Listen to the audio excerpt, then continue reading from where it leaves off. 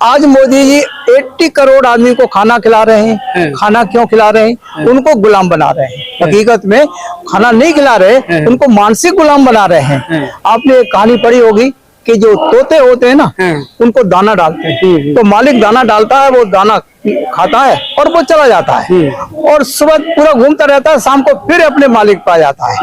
क्यों आ जाता है? क्योंकि वो मानसिक गुलाम हो चुका है। इसी प्रकार से जो 80% को खाना, 80 करोड़ को जो खाना दे रहे हैं, अनाज दे रहे हैं, वो तो मानसिक गुलाम बनाया जा रहा है, इसके अलावा और कुछ नहीं। और मानसिक गुलाम बन जाता है तो जो वो कहेगा उसके मुताबिक वोट भी उसी को देगा। वो कहता है कि जिसकी खाओ उसकी बजाओ। बहन जी अगर आगे आती हैं और सब लोगों से मिलके आगे आती है तो मैं जानता हूँ इस देश के अंदर मायावती से शक्तिशाली कोई भी प्राइम मिनिस्टर नहीं है। इवन तुम्हारा मोदी भी उससे शक्तिशाली प्राइम मिनिस्टर नहीं है। अब सवाल उनका है, हर इंसान का ईगो होता है और वो ईगो आगे नहीं आने देती है। कोई न कोई एक रीजन होता है, ईगो के अंदर भी कोई न कोई एक रीजन होता है, तो वो आगे नहीं आ रहे। और आगे ना आने की वजह से ये भी हमने सुना है कि अगर ये जब मजबूर होंगे सारे लोग इंडिया वाले कि कोई इनके पास प्रधानमंत्री लायक नहीं है, तो अंत में जाके मायावती के पास जाना पड़ेगा और उसको देश का प्रधानमंत्री बनाना पड़ेगा। नमस्कार दोस्तों, इस वक्त आप देख रहे हैं पॉलिटिक्स तक। सबसे बड़ा सवाल लोकसभा चुनाव से पहले, क्या ईवीएम हैक हो सकता है या नहीं, या ईवीएम को बैन करना चाहिए या नहीं? कमेंट में जरूर बताइएगा हाँ ना में, और इस वीडियो को लाइक, चैनल को सब्सक्राइब करके रख लीजिएगा। देखिए पूरे देश की आजादी के 75 वर्ष जिस तरीके से हो गए और वर्तमान की सरकारें कहती कि अमृत काल, तो चलिए उस अमृत काल के ऊपर चर्चा करते हैं कि क्या इस अमृत काल के 75 वर्षों में अब वो समय आ गया है कि बहुजन समाज की भी किसी महिला को, दलित समाज की एक बेटी को प्रधानमंत्री का जो कहते हैं कि सर्वोच्च पद होता है राष्ट्रपति, लेकिन उसके बाद पावर जिसमें निहित होता है प्रधानमंत्री, उस पद के लिए क्या दलित समाज की एक बेटी को ऊपर भी अब चर्चा होनी चाहिए, या फिर बार बार वही बीजेपी कांग्रेस दो धड़े? देश की 85% की आबादी बहुजनों की कहते हैं कि दलित समाज की पिछड़ों की आबादी है, तो क्या अब समय है उनका नेतृत्व करता भी ऊपर बैठे? तो चलिए चर्चाओं को शुरू करते हैं। अब की बार 24 में क्या सत्ता में परिवर्तन होगा? बार बार दो धड़े बार बार जनता के सामने पेश किए जाते हैं। हालांकि पिछड़ों की अगर हम बात करें, अल्पसंख्यकों की बात करें तो 85% की आबादी है। अब वो समय आ गया है कि बहन मायावती, बीएसपी, अगर बहुजन समाज की भी बात करें तो बहुजनों की भी हिस्सेदारी अब प्रमुख होनी चाहिए, सत्ता में उनके पावर होनी चाहिए। जी पकड़ सकता हूँ मैं, पकड़ चले। हाँ, बहन जी अगर आगे आती हैं और सब लोगों से मिलके आगे आती हैं तो मैं जानता हूँ इस देश के अंदर मायावती से शक्तिशाली कोई भी प्राइम मिनिस्टर नहीं है। इवन तुम्हारा मोदी भी उससे शक्तिशाली प्राइम मिनिस्टर नहीं है। अब सवाल उनका है, हर इंसान का ईगो होता है और वो ईगो आगे नहीं आने देती है। कोई न कोई एक रीजन होता है, ईगो के अंदर भी कोई न कोई एक रीजन होता है, तो वो आगे नहीं आ रही।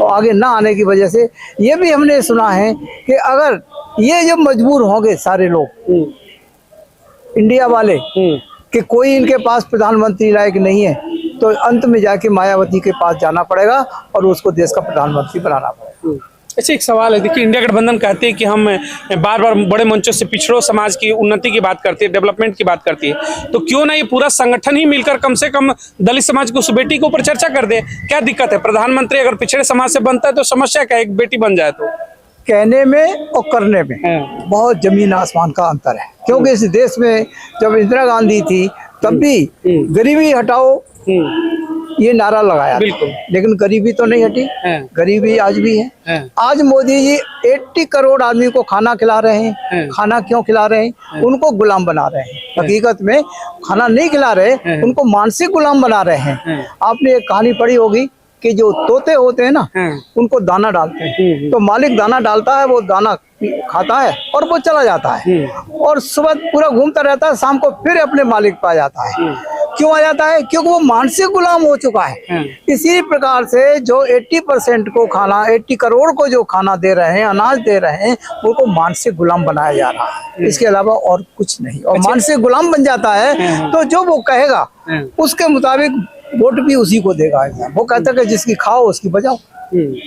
इस 80% की जो गुलामी की आप बात कर रहे हैं, उस समाज के ऊपर एक सवाल है कि आखिर उस गुलामी से बाहर निकलिए, अपनी सत्ता में भागीदारी रखिए, तो फिर शायद आपको इस तरीके की चीजें ना करनी पड़े। अगर ये बाहर निकलते हैं, इसके लिए पहले तो दृढ़ इच्छा होना चाहिए, एक जुनून होना चाहिए इंसान के अंदर। जैसे मनोहर काशीराम जी ने महसूस किया कि बाबा साहब का मिशन पीछे पड़ा हुआ है, इसको क्या करना चाहिए, कैसे निकलना चाहिए, तो उन्होंने अपनी नौकरी छोड़ दी, माँ बाप छोड़ दिए, घर बार छोड़ दिया। तो जब तक ये जुनून पैदा नहीं होगा ये लोगों के अंदर, तब तक कोई समस्या का समाधान नहीं है। आज जो देख रहे हैं जगह जगह से लोग कहाँ से आ रहे हैं, पूरी इंडिया से आदमी आ रहे हैं, तो लोगों के अंदर जुनून है। मैंने कुछ गुजराती लोगों को भी देखा, वो भी पंपलेट बांट रहे हैं, वो उनके और एज उनका 80 साल एज है, लेकिन इसके बाद भी उनके अंदर जुनून पैदा हो गया है। और इस देश के अंदर एक जुनून ऐसा पैदा हो रहा है कि ईवीएम के अगेंस्ट में कि भाई ईवीएम हटाओ और देश बचाओ। अच्छा देखिए, देश ने तमाम सरकारें देखी, कांग्रेस की देखी, बीजेपी की देखी, अलग अलग धड़े की सरकारें देखी। कल की मैं यूपी की घटना बता दूं तो एक दलित बेटी की घटना आ रही है कि जिस तरीके से उसको मतलब सरेआम पीटा गया और उसके साथ मतलब इस तरीके का दुर्व्यवहार किया गया। इसके पहले भी तमाम घटनाएं मध्य प्रदेश की, छत्तीसगढ़, राजस्थान की, किस तरीके से सर पे पेशाब करना, मूछ रखने पे उसको प्रताड़ित करना, आज भी वही दौर है। तो आखिर इससे मुक्ति मिलाने के लिए अपनी भागीदारी होनी तो चाहिए। करेक्ट, बाबा साहब ने ये कहा कि ये जो स्वतंत्रता जो मिली है इस देश के अंदर, ये सिर्फ उन लोगों को मिली है जिन लोगों ने दलित लोगों को गुलाम बनाया। तो उनको तो मिल गई, लेकिन गुलाम तो गुलाम रह गए।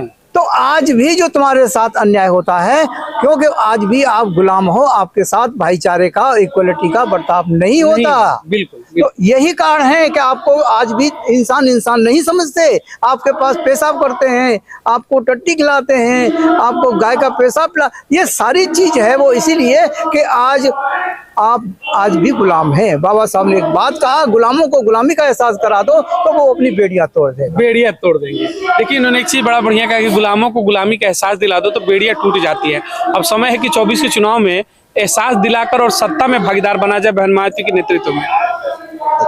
पूछ रहे हाँ, आज देश की जरूरत भी है, बहन जी को सत्ता में लाया जाए। और सारी पार्टियां जो ईवीएम हटाना चाहती हैं, उनकी जरूरत है कि ईवीएम हटाओ और बहन जी को लाओ, देश बचाओ।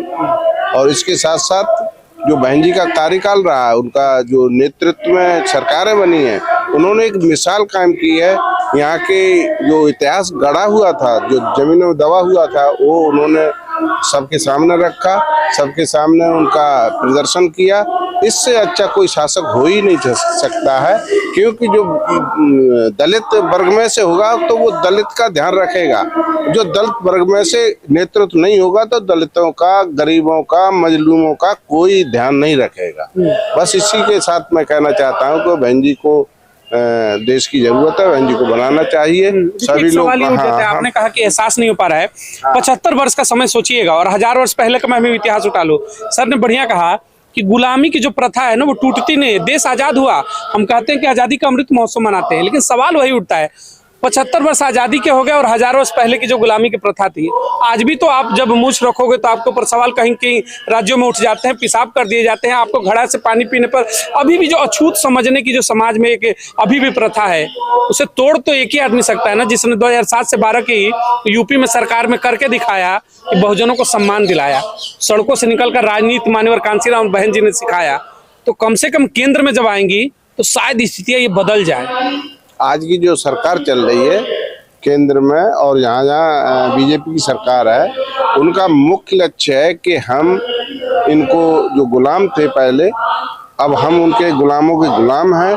जो गुलामों के गुलाम हैं, जो गुलाम आज़ाद हो गए, वो गुलाम हमको उस तरीके से काम कर रहे हैं, उनको कहीं भी कुछ नुकसान करना पड़ा अपना सहन कर लेंगे, परंतु यहाँ के दलितों को, गुलामों को आगे नहीं बढ़ने देंगे। उसमें जो भी करना पड़ जाएगा कर देंगे। हमारे लोगों का ये धड़ा फाड़ते हैं, किसी को खरीदते हैं, किसी को कुछ करते हैं, परंतु ये अपना मूवमेंट सीधा कर लेते हैं, जिसमें यहाँ का अशिक्षित लोग है, जो कमजोर लोग है, वो नहीं समझ पाता और वो बह जाता है और वो मूवमेंट से भटक जाता है। इसलिए इनको अंधविश्वास के एक इनका सहारा है, अंधविश्वास को आज जैसे अयोध्या में ये लेके जा रहे हैं, इतना घटिया काम कर रहे हैं, पता नहीं लोग उससे इतने उत्साहित हैं, जिससे कि लोगों को पता चला कि बहुत बढ़िया काम हुआ, परंतु वो कवर खोदी जा रही है यहाँ के मजलूमों की, दलितों की और गरीबों की, और इसी आधार पर ये काम कर रहे हैं। हमें बहन जी की जरूरत है, हमको 85% के नेतृत्व की जरूरत है, हमको नेतृत्व लाना होगा, हमें उस आधार पर काम करना होगा। और मैं आह्वान करता हूं पूरे देश को आपके माध्यम से कि सभी लोग 85% के एक हो करके इस आज की फर्कापरस्त सरकार से डटकर मुकाबला करें और इसके खिलाफ जो भी हमें करना पड़े हम करें। हमको अपना तन मन धन जो भी न्यौछावर करना चाहिए हम करेंगे, हम तैयार हैं। और आप सभी लोग 85% के लोग जाग जाओ और आगे तैयार रहो। और ये आगे आने वाला जो हम तैयार नहीं हुए तो हम आगे वो कुर्बानी हमारी हो जाएगी, क्योंकि हमारे आने वाले जो बच्चे हैं हमको बख्शेंगे नहीं। इसलिए हमको आज बहन जी के नेतृत्व में सबको इकट्ठा होकर एकत्रित होकर ये एक वो बहस छेड़ देनी चाहिए कि बहन जी ही हमारे देश का कल्याण कर सकते हैं। देखिए इन्होंने बड़ा बढ़िया कहा, बहन जी ही कल्याण कर सकती है। एक सवाल उठता है, आज भी दिखावे के लिए दलित के घर में खाना खाएंगे, मिलेंगे, मंचों पे सम्मान करेंगे, सब चलता है राजनीति में हमारे यहाँ देश में, लेकिन जब समानता की बात आती है तो भरे समाज में बेइज्जत कर दिया जाता है। तो खाना खाने का जो दिखावा है, दलित के घर में जाकर चुनाव के समय में उनको भगवान का रूप देने की जो मतलब एक छलावा है वो बदलना चाहिए। वाकई में अभी भी सम्मान बराबरी मिला है क्या दलित समाज को? नहीं, ये हम पेपर में दिया है, पेपर में है, न्यूज़पेपर में है, मीडिया में है कि हम बराबर का दर्जा देते हैं। तो ये बात एक बार 1932 में जब महात्मा गांधी कह रहे थे कि मैं सारे देश के लोगों को रिप्रेजेंट करता हूँ, चाहे मुसलमान हो चाहे हिंदू हो। बाबा साहब ने कहा कि नहीं, आप अछूतों को रिप्रेजेंट नहीं करते, उनका तो मैं उसका नेता हूँ। तो उन्होंने कहा, मदन मोहन मालवीय बहस कर रहे थे तो उन्होंने कहा कि अगर ऐसी बात है तो मैं एक गिलास पानी लेके आता हूँ और आपको देता हूँ। तो वो उठे और गिलास पानी लेके आए। अगर आप अछूतों को अपना मानते हैं तो आप मेरे हाथ का पानी पी लीजिए। तो मदन मोहन मालवीय ने पानी नहीं पिया था। बताइए, अंदाजा लगा सकते हो, वो भी कहाँ, यहाँ नहीं, लंदन में 1932 की बात कर रहा हूँ। तो इन लोगों की मानसिकता वही है जो पहले थी, अभी कोई तब्दीली नहीं हुई है। जो लाइट में आ जाती है तो उसको थोड़ा सा पनिशमेंट देते हैं, अगर नहीं आती है तो कुछ भी नहीं। आपने 1932 का उदाहरण देखिए, समझिए कि 100 साल से ऊपर की घटना है। 32 में इन्होंने ये घटना कहा कि गिलास का पानी नहीं पिया क्योंकि अछूत थे। राजस्थान में भी कुछ दिन पहले की घटना है कि एक बेटे ने स्कूल में घड़े को छुआ तो घड़े उसको पीटा गया। ये तमाम सुर्खियों में खबरें रही, मैं कोट करता हूँ। तो सोचिएगा, इतने वर्ष हो गए, मानसिकता अभी भी नहीं बदली है, अभी भी आप उसी पायदान पर, लेकिन कहेंगे जरूर कि भाई सबका साथ, सबका विकास, देश विश्व गुरु, तमाम चर्चाएं होती हैं। तो सबको नकार के 24 में कम से कम बहन मायावती के नेतृत्व में एक सत्ता तो लाए अपनी, कम से कम 75 वर्षों में। अभी नहीं जागेंगे तो कब जागेंगे? ये यहाँ के लोगों को जागने की जरूरत है। वो क्या बोलता है, अपोजिट पार्टी का काम ही यही है कि झूठा बोलना और पब्लिक को बेवकूफ बनाना और वोट लेना और राज करना, इसके अलावा और कुछ नहीं है। तो ये पब्लिक को जागृत करना है, जगह जगह जाके। अब पब्लिक को कौन जागृत करेगा? ये हम सब लोगों का कर्तव्य बनता है। आप जैसे मीडिया में काम कर रहे हैं, हम भी काम कर रहे हैं, और भी लोग करें। अगर ये सब लोग जागृत हो जाते हैं तो ये प्रॉब्लम खत्म हो जाती है, क्योंकि फिर लोग वहां वोट नहीं देंगे। जैसे कहा कि वो बाबा साहब कहते हैं कि वो जो राज कर रहा है वो राज ज्यादा होशियार नहीं है जो राज कर रहा है, मगर हम बेवकूफ हैं, हम अज्ञान हैं, इस वजह से वो रूल कर रहे हैं। अगर हम अपने लोगों को ये ज्ञान दे दें कि वोट की कीमत क्या है, हमारा समाज क्या है, हमारा दुश्मन कौन है, हमारा मित्र कौन है, अगर ये पहचान हो गई तो सारी समस्या का समाधान हो जाता है। 24 की सरकार में सर क्या आप लोग चाहेंगे कि बहन मायावती के नेतृत्व में सरकार बने केंद्र की? ये बहुत गोल्डन चांस है बहुजन समाज के लिए। बाबा साहब ने एक समय में कहा था 21वीं सदी हमारी होगी। हाँ, बिल्कुल। तो ये बहुजन समाज के जितने भी लीडरांस हैं, ये बहन जी के नेतृत्व में आकर के काम करें और बाबा साहब के उस सपने को साकार करने का काम करें। अभी तक के जितने प्रधानमंत्री हुए, मैं बात करूं देश की, क्या लगता है कि उनमें सबसे बेहतर बहन मायावती होंगी? अगर वो शासन में आती हैं तो शायद जो 1932 से लेकर के अभी तक छुआछूत की बीमारी गई नहीं है, उस पर रोक लगेगा और वाकई में हुकूमत मिलेगी बहुजनों को। उन बीमारियों का सभी का ऑपरेशन हो जाएगा। सबसे अच्छी प्रधानमंत्री साबित होगी बहन जी। अच्छा, यूपी की जो उनकी सरकार चली उससे आप लोगों को क्या लगा कि वाकई में सत्ता में ऐसे लोग होने चाहिए जो बेहतर सुशासन दिखाया? उन्होंने जिस तरीके से मनवादी विचारधाराओं पर और मतलब कहते हैं कि सामंतवादी विचारधाराओं को नीचे करके दिखा दिया था कि ये नहीं चलेगा, चलेगा तो संविधान चलेगा। तो बहन कुमारी मायावती जी ने उत्तर प्रदेश में 4 बार करके दिखाया है। हाँ। संविधान के अनुरूप उन्होंने सारे कार्य किए, कोई पक्षपात नहीं किया, और ऐसे ही भारतवर्ष की प्रधानमंत्री बहन जी को होना चाहिए। उम्मीद है कि वो आएंगी तो देश भी वैसे ही डेवलप करेगा जैसे 7 से 12 उन्होंने किया था। जी, वैसा ही उत्तर प्रदेश का ही आइकॉन जो है देश का आइकॉन होगा। आप क्या अपने समाज को मैसेज देना चाहेंगे बहन मायावती को 2024 में प्रधानमंत्री बनाने के लिए?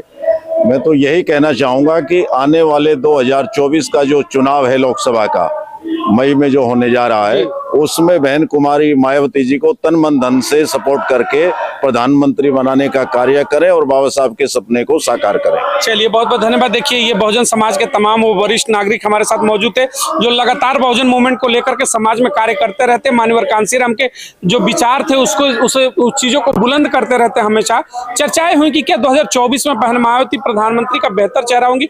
इन्होंने खुलकर बातें रखी कि अभी भी स्थितियां नहीं बदली हैं। 1932 की मदन मोहन मालवीय की इन्होंने तमाम जो घटनाएं बताई कि बाबा साहब अम्बेडकर के साथ किस तरीके की छुआछूत की घटनाएं हुई, और आज के दौर में भी वो घटनाएं घटित हो रही हैं। तो कहीं ना कहीं मुख्य धारा में जो बहुजन समाज है अभी भी सम्मिलित नहीं हुआ है। अब मौका है कि 24 में सत्ता परिवर्तन हो और बहन मायावती को अगर मौका मिले तो शायद ये परिस्थितियां बदले। आपके क्या विचार है कमेंट बॉक्स में जरूर बताइएगा। अब की बार सत्ता में क्या बहुजन समाज की वापसी होगी? साथ ही साथ चैनल को लाइक सब्सक्राइब जरूर करें ताकि ये मुद्दे अधिक से अधिक लोगों तक पहुंच सके। बहुत बहुत धन्यवाद। जय हिंद, जय भारत। चैनल का कुछ